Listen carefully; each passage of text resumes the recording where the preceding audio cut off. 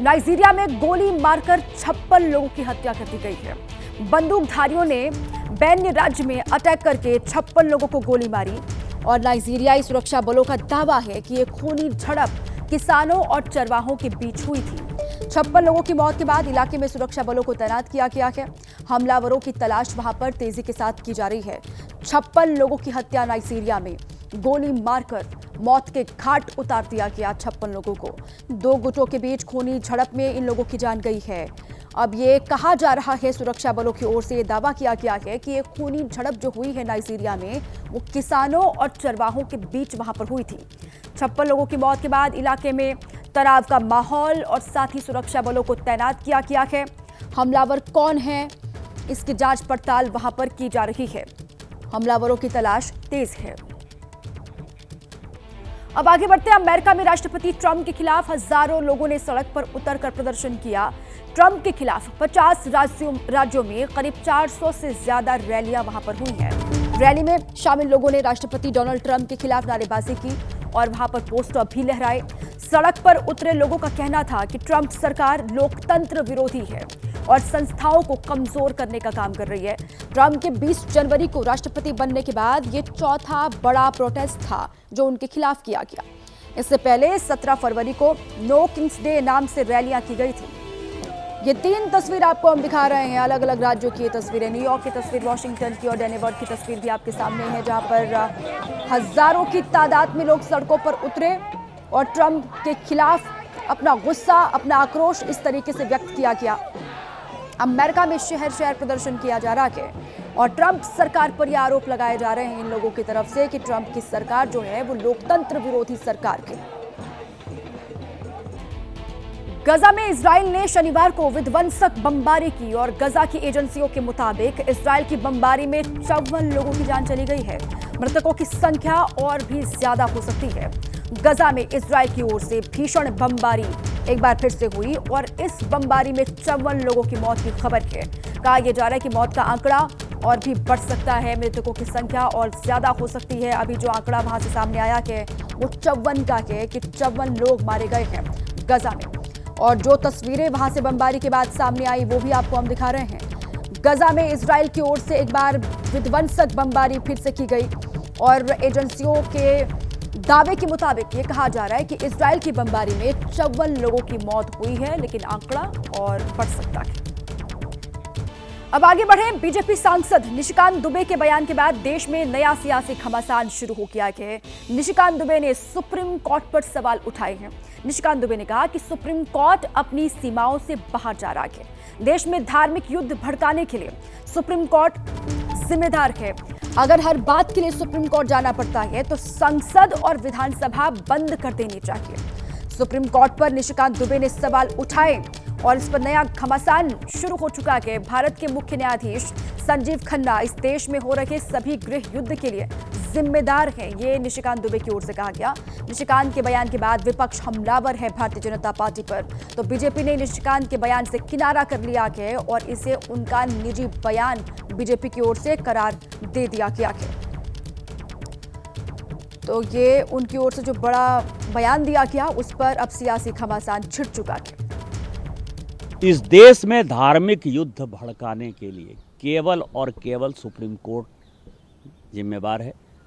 Supreme court का एकमात्र उद्देश्य है show me the face will show you the law.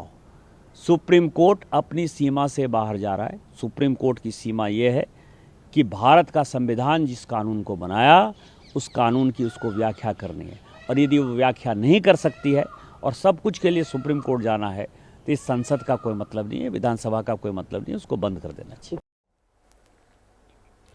BJP के राज्यसभा सांसद हैं दिनेश शर्मा, जिन्होंने निशिकांत दुबे के बयान का समर्थन किया है। बीजेपी सांसद निशिकांत दुबे का समर्थन करते हुए नजर आ रहे दिनेश शर्मा। उन्होंने कहा कि संसद को निर्देश नहीं दे सकता कि कोर्ट। दिनेश शर्मा की ओर से कहा गया राष्ट्रपति को कोई चुनौती नहीं दे सकता। उनकी ओर से यह भी कहा गया संविधान में विधायिका और न्यायपालिका की भूमिका तय।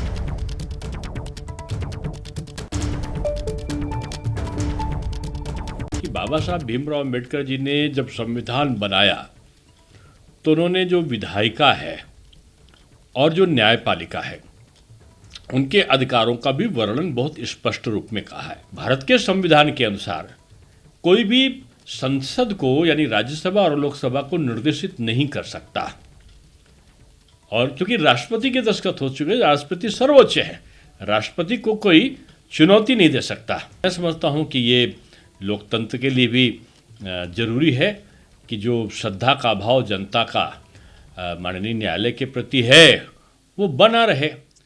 इसलिए इस सारी चीज़ें जो विसंगतियां उठ रही हैं वो नहीं उठना चाहिए। बीजेपी के राष्ट्रीय अध्यक्ष जेपी नड्डा ने एक्स पर पोस्ट करके निशिकांत दुबे और दिनेश शर्मा के बयान से किनारा कर लिया है। निशिकांत दुबे के बयान से बीजेपी का किनारा और निशिकांत के बयान से पार्टी का कोई लेना देना नहीं है, ये जेपी नड्डा की ओर से कहा गया है। निशिकांत दुबे ने सुप्रीम कोर्ट पर सवाल उठाए थे। बीजेपी इस बयान को सिरे से खारिज करती है, ये नड्डा की ओर से कहा गया है।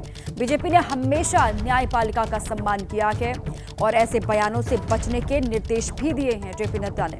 ये बड़ी खबर। अब इससे पार्टी का किनारा दिखाई दे रहा है। निशिकांत दुबे ने जो बयान दिया उस पर पार्टी का कोई लेना देना नहीं है। उस बयान से ये जेपी नड्डा की ओर से कहा गया, एक्स पर पोस्ट किया गया कि वो पोस्ट भी आपको हम दिखा रहे हैं। और साथ ही निशिकांत दुबे ने सुप्रीम कोर्ट पर जो सवाल उठाए थे उस पर उन्होंने कहा कि बीजेपी इस बयान को सिरे से खारिज कर देती है, क्योंकि हमेशा भारतीय जनता पार्टी न्यायपालिका का सम्मान करती आ रही है और सम्मान करती है।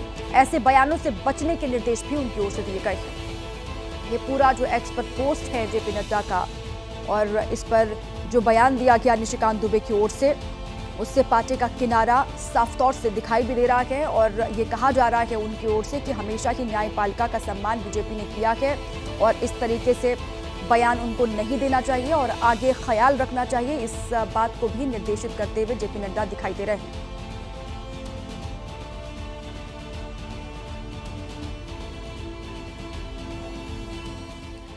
सुप्रीम कोर्ट पर निशिकांत दुबे के बयान के बाद विपक्ष ने बीजेपी के खिलाफ मोर्चा खोल दिया है। विपक्ष आरोप लगा रहा है कि बीजेपी सांसद का बयान न्यायपालिका और सुप्रीम कोर्ट को कमजोर करने की कोशिश है।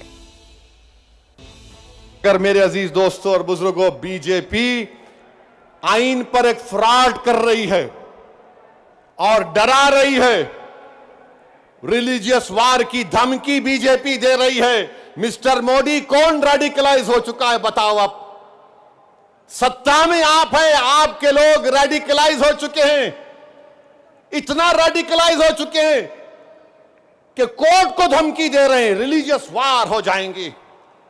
मोदी जी, अगर ये धमकी देने वालों को आप नहीं रोकेंगे, देश कमजोर होगा और देश कभी भी माफ नहीं करेगा। आज सत्ता इख्तिदार आपके पास है, कल नहीं रहेगा इंशाअल्लाह ताला।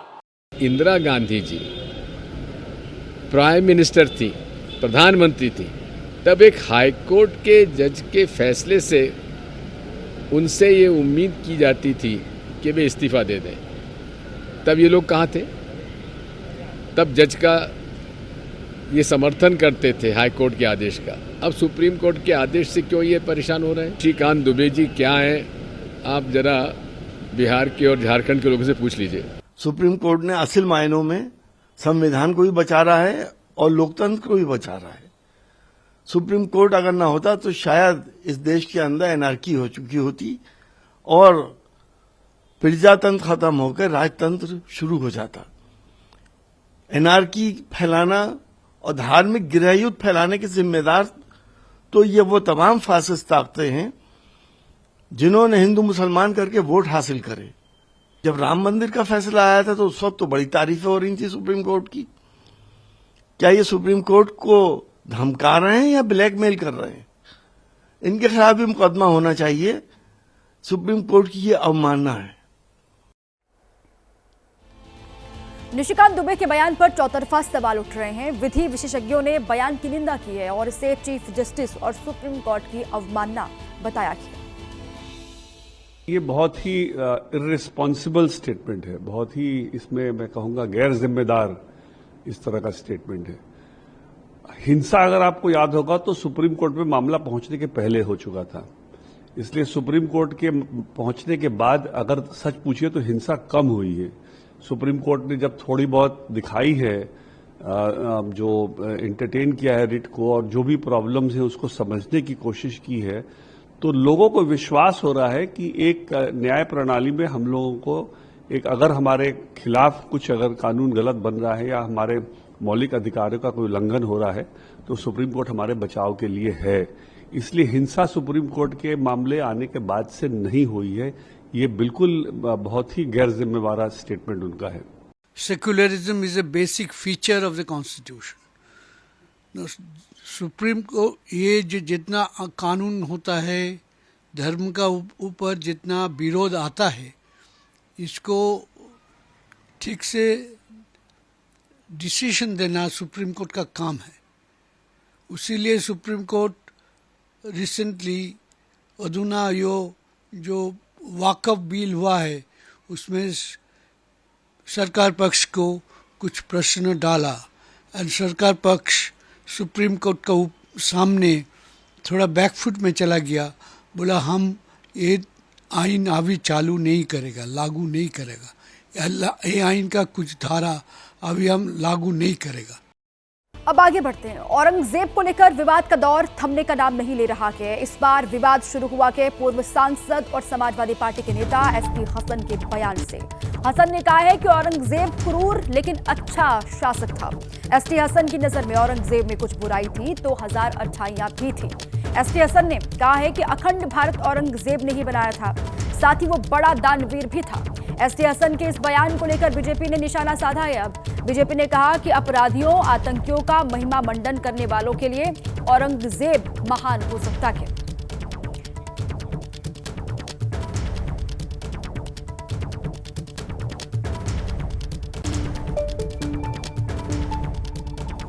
क्रूरता में तो कोई शक ही नहीं है कि क्रूर शासक थे, और उन्होंने औरंगजेब ने सिर्फ मंदिरों को ही नहीं बल्कि बहुत सी दरगाहों को भी खत्म किया था।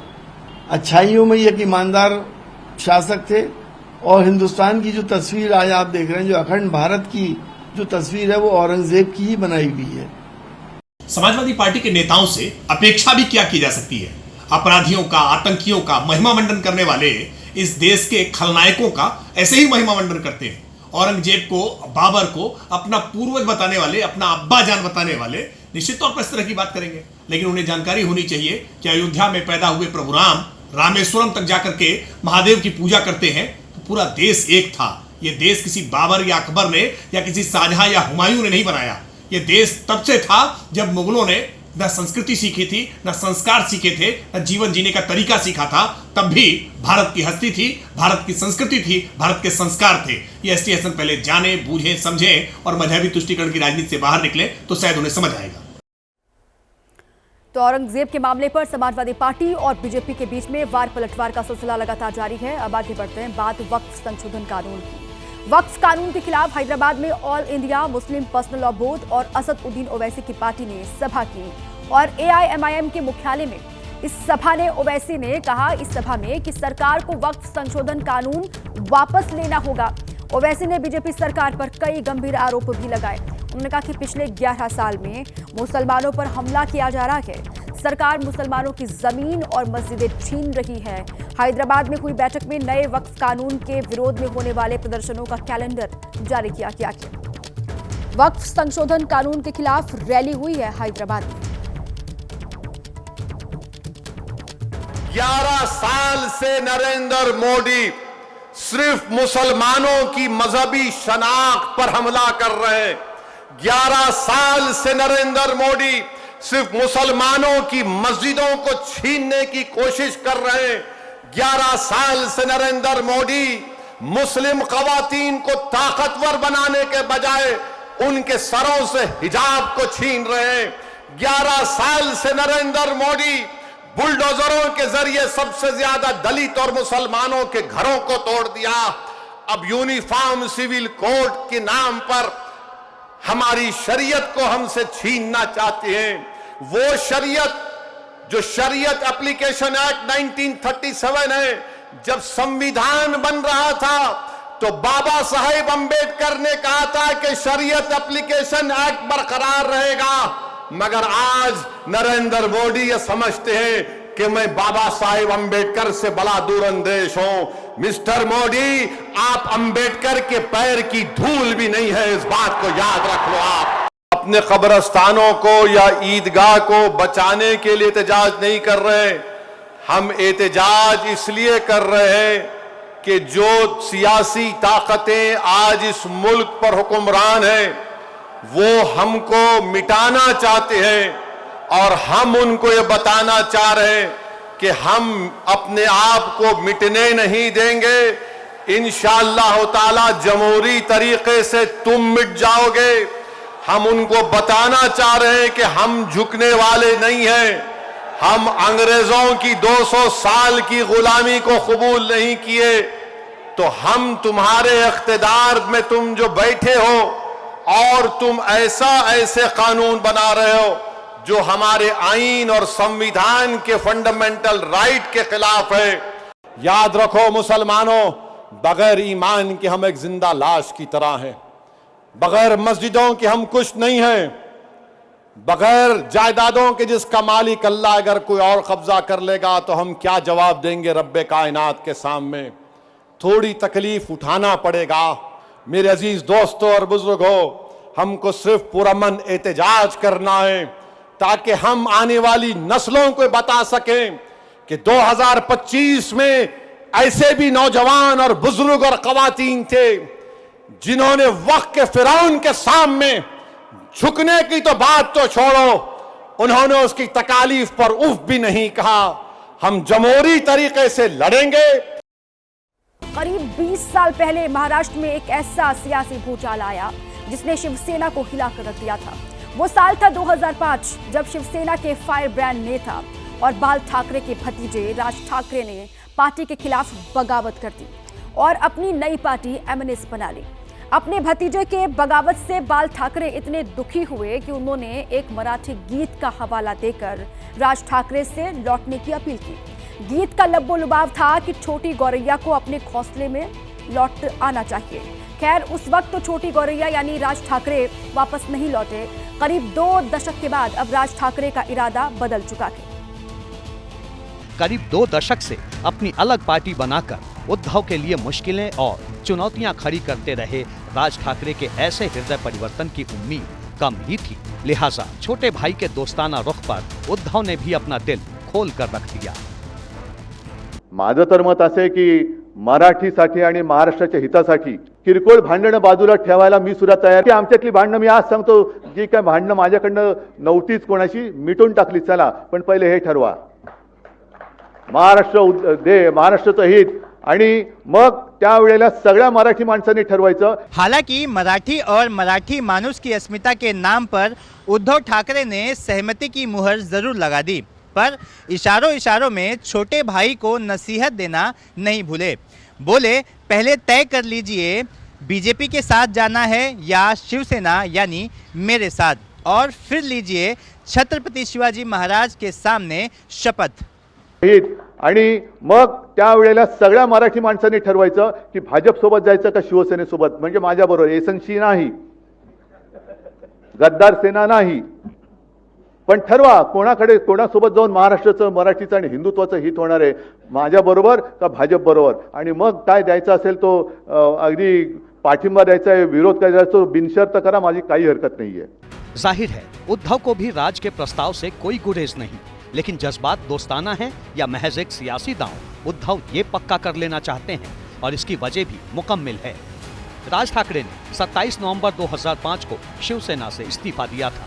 9 मार्च 2006 को उन्होंने महाराष्ट्र नवनिर्माण सेना यानी एमएनएस की स्थापना की। 2009 का विधानसभा चुनाव लड़ा तो 13 सीटों पर जीत मिली, लेकिन 2014 के विधानसभा चुनाव में उनकी पार्टी सिर्फ 1 सीट पर सिमट गई। 2014 के लोकसभा चुनाव में तो पार्टी का खाता तक नहीं खुला। 2019 के विधानसभा चुनाव में भी पार्टी को सिर्फ 1 सीट पर ही जीत मिली, जबकि 2024 के विधानसभा चुनाव में एमएनएस का खाता भी नहीं खुला। राज ठाकरे के लिए चुनौती इसलिए बड़ी है क्योंकि उनकी पार्टी एमएनएस का लोकसभा और विधानसभा में पूरी तरह से पत्ता साफ हो चुका है। पार्टी की स्थापना के बाद 2009 और 2014 के आम चुनाव में एमएनएस पार्टी जीरो साबित हुई। इसीलिए 2019 के चुनाव में उन्होंने बीजेपी के खिलाफ लड़ना बेहतर समझा। लेकिन 2024 में राज का अंदाज फिर एक बार बदला और उन्होंने नरेंद्र मोदी सरकार को अपना समर्थन जारी कर दिया। राज ठाकरे के इस बदलते रुख ने महाराष्ट्र की सियासत को भी कंफ्यूज किया और उनके वोटर को भी। शायद इसीलिए पिछले विधानसभा चुनाव में एमएनएस का खाता तक नहीं खुला। ऐसे में कयास लग रहे हैं कि महाराष्ट्र में होने वाले बीएमसी चुनाव से पहले राज ठाकरे एक और सियासी प्रयोग करना चाहते हैं। बावजूद इसके शिवसेना उद्धव और शिवसेना शिंदे दोनों गुटों के लिए उनका ये बयान काफी मायने रखता है। एक ही बात है जिससे हम महाराष्ट्र के दुश्मन मानते हैं, शिवसेना के दुश्मन मानते हैं, उसको अपने घर में आप जगह मत देना, उनके साथ खाने पीने को मत बैठना। यह अगर मंजूर है तो जरूर हम बात करेंगे। इसके पहले भी बहुत बार चर्चा हुई है कि ठाकरे भाई साथ आ सकते हैं, लेकिन अभी तक ऐसा कुछ हमें देखने नहीं मिला। इसके लिए ये सब स्पेकुलेटिव बातें हैं और अगर वो एक साथ आते हैं तभी इस पर हम बोल सकते हैं या टिप्पणी कर सकते हैं। उद्धव की शिवसेना का कहना है कि अगर राज ठाकरे उनके विरोधियों के साथ नहीं जाएंगे तो स्वागत है, लेकिन राज की पार्टी एमएनएस को ये सुझाव नागवार गुजर रहा है। दावा है कि एमएनएस की तरफ से तो कई बार दोस्ती का प्रस्ताव दिया गया, पर उद्धव की सेना ने कभी ध्यान नहीं दिया। जो अनुभव हमको आया है 2017 में, वो अनुभव लेने के बाद अगर या मगर ये सवाल का कोई जवाब नहीं है। जाहिर है दो भाइयों के मिलन पर पार्टी नेताओं के मन में अभी भी कई संदेह हैं, पर इस बारे में शिवसेना उद्धव के पार्टी कार्यकर्ताओं की क्या राय है, ये जानना भी जरूरी है। मुंबई में जो कुछ अभी चल रहा है उसके हिसाब से मराठी लोगों को ऐसा लग रहा है कि हम लोग अनसिक्योर्ड है, तो उसी हिसाब से उनकी इच्छा है कि दोनों जन एक साथ आना चाहिए। लेकिन एज अ कॉरपोरेटर करके मेरी बात यही है कि उद्धव साहब जो डिसाइड करेंगे वही हम लोग अनुकरण करने वाले हैं और उसके हिसाब से ही चलने वाले हैं। एक होने का तो पूरे महाराष्ट्र का सपना है, एक तो होना चाहिए, क्योंकि दो कोई भी हो, ठाकरे को तो हम दिल से लगा के रखे हैं ये पूरे महाराष्ट्र की जनता ने। ठाकरे बंधुओं की एकजुटता पर पार्टी नेताओं की तरह कार्यकर्ताओं की राय भी बटी हुई है और इसकी वजह भी राज ठाकरे का बदलता सियासी अंदाज ही है। हालांकि मराठी मानुष के बीच अपने खोए जनाधार को मजबूत करने के लिहाज से ही राज ठाकरे ने मराठी भाषा को लेकर पिछले कुछ दिनों से आक्रामक अभियान छेड़ रखा है। महाराष्ट्र में 5वीं क्लास तक के छात्रों के लिए हिंदी को तीसरी अनिवार्य भाषा घोषित करने के विरोध में एमएनएस के सैकड़ों कार्यकर्ता सड़कों पर हैं। हिंदी भाषिकों से ज्यादा महाराष्ट्र में हिंदी लोग बोल रहे हैं, तो उसकी शक्ति क्यों हो रही है? यानी एक तरफ मराठी मानुष और मराठी भाषा के नाम पर सियासत और दूसरी ओर भाई उद्धव से करीबी बनाने की चाहत। पिछले कुछ महीनों में ठाकरे ब्रदर्स के साथ की कई तस्वीरें सामने आई हैं। 15 दिसंबर 2024 को रश्मि ठाकरे के भतीजे की शादी के मौके पर राज और उद्धव की मुलाकात हुई थी। उसके बाद 22 दिसंबर 2024 को राज ठाकरे के भांजे की शादी के मौके पर उद्धव ठाकरे समारोह में पहुंचे। इस साल 23 फरवरी को अंधेरी में हुए एक शादी समारोह में भी दोनों भाइयों की मुलाकात हुई। सियासी जानकारों की माने तो महाराष्ट्र के मौजूदा सियासी हालात को देखते हुए उद्धव और राज दोनों को एक दूसरे की जरूरत है। खासकर विधानसभा चुनाव के नतीजों के बाद दोनों तरफ ये बेचैनी बढ़ी हुई है और इसकी वजह कुछ महीनों बाद होने वाला बीएमसी चुनाव है। करीब 8 साल पहले बीएमसी चुनाव में अविभाजित शिवसेना को 84 सीटों पर जीत मिली थी, जबकि बीजेपी 82 सीटों के साथ दूसरे नंबर पर रही थी। कांग्रेस को 31 सीटें, एनसीपी को 9 सीट और एमएनएस को 7 सीटों पर कामयाबी मिली थी। लेकिन शिवसेना और एनसीपी में टूट के बाद बीएमसी का मौजूदा गणित काफी हद तक बदल चुका है। ऐसे में उद्धव और राज दोनों के लिए अपनी सियासी हैसियत को बचाए रखने के लिए बीएमसी में बेहतर करने का तनाव है। शायद इसीलिए ठाकरे ब्रदर्स पर फिर से एकजुट होने का दबाव है। और अब बात समाजवादी पार्टी के राष्ट्रीय अध्यक्ष अखिलेश यादव के 21-4 वाले चुनावी फॉर्मूले की करेंगे। अखिलेश यादव ने आगरा का दौरा किया, वहां पार्टी सांसद रामजी लाल सुमन से मुलाकात की। ये मुलाकात रामजी लाल सुमन के उस बयान के बाद हुई है जो उन्होंने राणा सांगा को लेकर दिया था। मुलाकात के बाद अखिलेश यादव ने मीडिया को संबोधित किया। इस दौरान अखिलेश यादव ने रामजी लाल सुमन के बयान वाले विवाद को राजपूत वर्सेस दलित या कहें कि पीडीए वाली राजनीति का रंग दे दिया।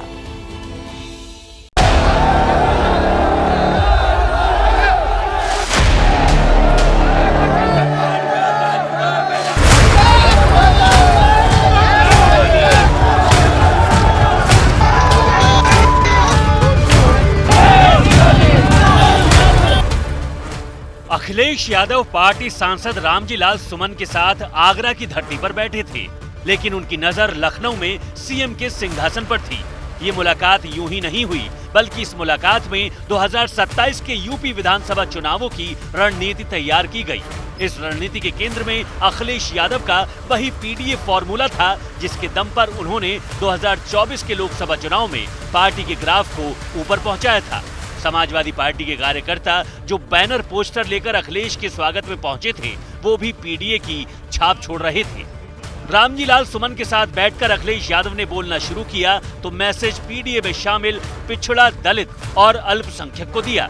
उन्होंने रामजी लाल सुमन के घर पर हुए हमले को सुनियोजित साजिश बताया और इसे पीडीए को डराने का प्रयास करार दिया। उधर सीएम योगी आदित्यनाथ शनिवार को गोरखपुर में थे। उन्होंने वहीं से अखिलेश के हमलों पर पलटवार किया।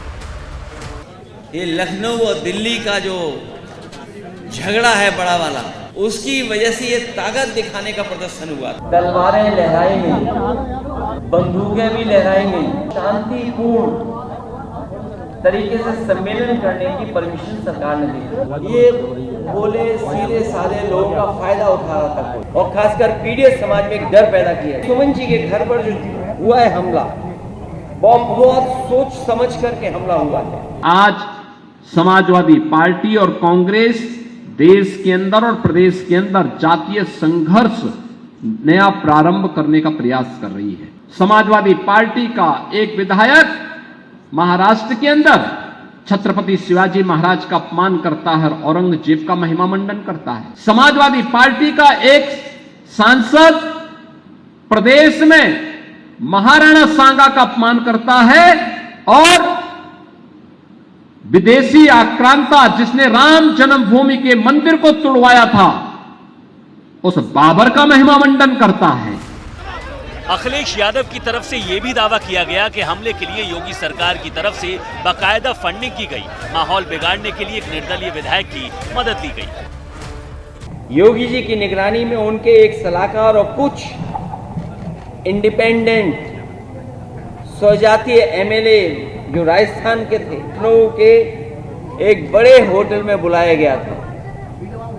फिर इस मुद्दे की पटकथा उस सीएम के सलाहकार ने इन स्वजाती एमएलए के साथ मिलकर लिखी कि राजस्थान और यूपी के कुछ अराजक तत्व और योगी सेना को फंडिंग की ताकि ये माहौल बनाया जाए जिससे दो फायदे हों। केंद्र की बीजेपी सरकार को ये बताया जाए कि राजपूत योगी के साथ है और योगी की सीएम कुर्सी बनी रहे।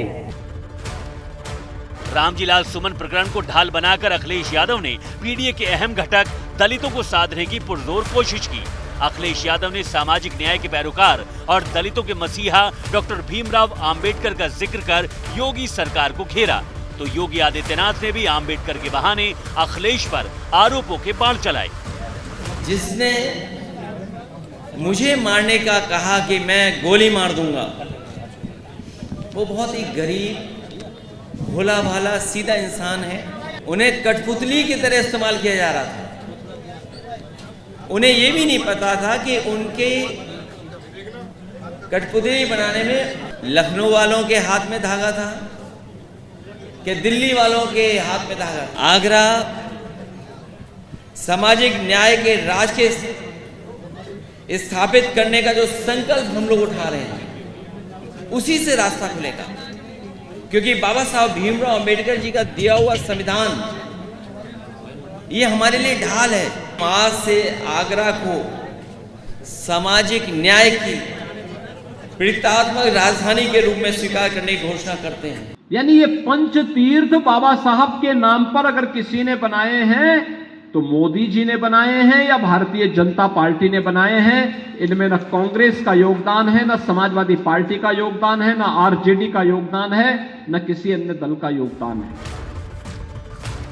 अखिलेश यादव के आगरा दौरे ने रामजी लाल सुमन के विवाद को लेकर शुरू हुई राजपूत वर्सेस दलित की जाति वाली लड़ाई को और आगे बढ़ा दिया है। यही वजह है कि अखिलेश यादव सीधे राजपूतों का नाम लेकर योगी सरकार को घेर रहे हैं और सूबे के दलितों को साथ जोड़ने की कोशिश कर रहे हैं। समाजवादी पार्टी के सांसद रामजी लाल सुमन दलितों में जाटव जाति से आते हैं। उत्तर प्रदेश में दलितों की आबादी करीब 21% है, तो राजपूत समुदाय की आबादी का प्रतिशत 4 से 5 है। अखिलेश यादव ने आगरा दौरे से जो संदेश दिया है उसे देखकर तो यही लगता है कि उनका पूरा फोकस दलितों पर है। दलितों को साधने के चक्कर में वो राजपूतों की नाराजगी का जोखिम उठाने को भी तैयार है। अखिलेश के इस दाव के पीछे कौन सी चुनावी रणनीति छिपी हुई है, इस रिपोर्ट में आपको दिखाते हैं। राजपूत वोट की फिक्र किए बिना अखिलेश यादव डटकर समाजवादी पार्टी सांसद रामजी लाल सुमन के साथ खड़े हैं। कुछ दिन पहले ही बहुजन समाज पार्टी के संस्थापकों में शामिल रहे दादूराम को भी अखिलेश यादव ने पार्टी में शामिल कराया है। माना जा रहा है कि अखिलेश यादव ने मायावती के हार्डकोर वोटर यानी जाटवों पर फोकस बढ़ा दिया है। मायावती खुद भी जाटव समाज से आती हैं। अखिलेश यादव की इस रणनीति को 3 चेहरे आगे बढ़ा रहे हैं। एक है अयोध्या से सांसद अवधेश प्रसाद, दूसरे रामजी लाल सुमन और तीसरे इंद्रजीत सरोज, जो हाल में अपने बयान को लेकर सुर्खियों में आए थे। अवधेश प्रसाद के जरिए अखिलेश ने गैर जाटव वोट को केंद्र में रखा। अब रामजी लाल सुमन के सहारे उनकी नजर जाटव वोटों पर है। इसलिए अखिलेश लगातार पीडीए की चर्चा कर रहे हैं और 27 में सरकार बनाने का दावा कर रहे हैं। सरकार पिछड़े दलितों और अल्पसंख्यकों को डराना चाहती है, क्योंकि वो जानते हैं कि पीडीए की ताकत 2027 में सपा को साथ दे रही है। सपा के साथ खड़े हैं पीडीए के लोग। किस तरीके के सरकार का व्यवहार है डराने का, मैं वही उदाहरण कुछ देना चाहता हूँ। उसे डराए धमकाएं, और वो डराना धमकाना हम लोगों ने देखा था। अभी जो बाई इलेक्शन हुआ था उसमें किस तरीके से डराया धमकाया गया था, उन्हें वोट तक नहीं डालने दिया गया। अखिलेश यादव का पीडीए प्रयोग लोकसभा चुनाव में काफी सफल रहा। समाजवादी पार्टी सबसे ज्यादा 37 सीटें जीतकर यूपी में सबसे बड़ी पार्टी बनी। वहीं 2019 में यूपी की 62 सीटें जीतने वाली बीजेपी 33 सीटें ही जीत सकी। 2019 में 10 सीटें जीतने वाली बीएसपी 0 पर सिमट गई। इन नतीजों को देखकर माना गया कि एसपी को पिछड़ों और दलितों का अच्छा खासा वोट मिला। अयोध्या जैसी सीट पर राम मंदिर की लहर के बीच एसपी से दलित अवधेश प्रसाद चुनाव जीत गए। इस बीच यूपी में अगर एसपी को मिलने वाले दलित और राजपूत वोटों का समीकरण देखें तो 2022 के विधानसभा चुनाव में समाजवादी पार्टी और उसके सहयोगियों को राजपूतों का 7% वोट मिला, जबकि जाटवों का 9 और गैर जाटव जातियों का 23% वोट हासिल हुआ। 2017 में एसपी को मिलने वाला राजपूत वोट 11% था। जाटव वोट 3 और नॉन जाटव का 11% वोट पार्टी को मिला था। यानी जाटव वोटों में 6% और गैर जाटव जातियों के वोटों में 12% का इजाफा हुआ। वहीं राजपूत वोट का ग्राफ 4% गिर गया। 2024 के लोकसभा चुनाव में उन्होंने जिस पीडीए का नारा दिया था, पिछड़ा, दलित और अल्पसंख्यक, उसकी कामयाबी का स्वाद उनको मिल चुका है। लिहाजा 2027 के पहले अखिलेश यादव कोई भी मौका गंवाना नहीं चाहते जब वे अपने आप को दलितों का हित चिंतक सिद्ध न करना चाहें। और रामजी लाल सुमन के बहाने एक बड़ा मौका मिल गया है। माना जा रहा है कि इसलिए अखिलेश राजपूतों को छोड़कर दलितों पर फोकस कर रही हैं। समाजवादी पार्टी यादव मुस्लिमों से आगे पिछड़ों और दलितों के बीच पैठ बढ़ाने की कोशिश कर रही है। पार्टी को लगता है कि मायावती के वोट बैंक में सेंध लगाकर वो 2027 में सत्ता में वापसी कर सकती है। गौर करने वाली बात ये भी है कि यूपी में राजपूत आबादी दलितों के मुकाबले काफी कम है, इसलिए अखिलेश उन्हें नाराज करने से भी नहीं डर रहे हैं।